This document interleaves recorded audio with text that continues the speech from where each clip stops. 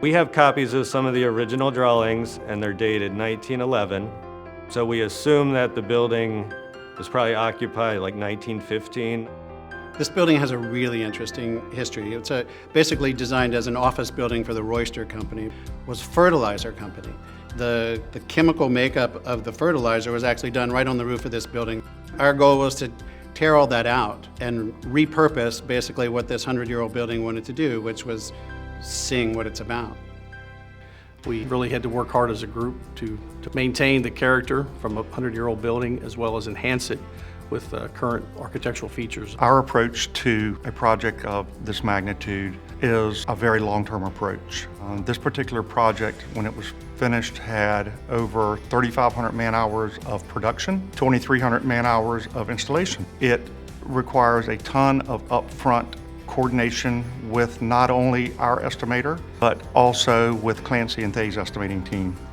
My role in this project was a pre-construction estimator. I was extensively involved in identifying any historic features or areas that needed to be preserved. One of the key challenges was being able to bring it up to current building standards and codes. We actually used a drone to photograph and take video of the entire exterior of the building to identify any cracks or settlement or any damage. There are just so many steps along the way that affect the whole overall project. It's a 100-year-old building. It only had one stair. We had to cut in a huge opening for a second stair up 15 floors.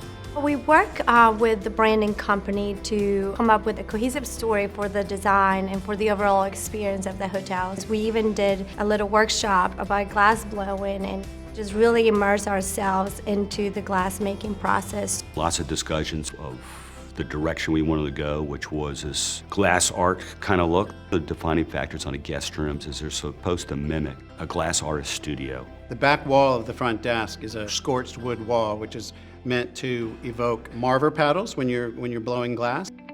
The most recognizable artwork are the bunnies.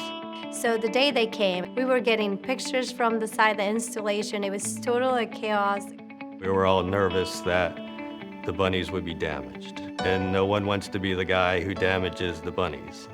My experience from working with the Clancy and Thay's team on site has been extremely positive. You had the opportunity to have the best and the brightest working together to try to pull a clearly complicated project to a successful conclusion, and I think the end product speaks for itself. You can't see most of the decisions that were made. They're buried in walls and the place looks fantastic, but there was an awful lot of people pulling on the same rope to make that happen. Consummate professionals.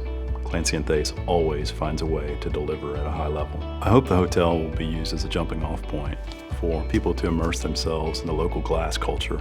I think the Glasslight Hotel is a jewel that's been restored in downtown Norfolk that could easily have been lost by constructing a new building. You know, there are a lot of different folks out there, but to have us being selected, now looking at such an incredible building with what it's going to do for this whole area, we're very fortunate to have been a part of a successful project.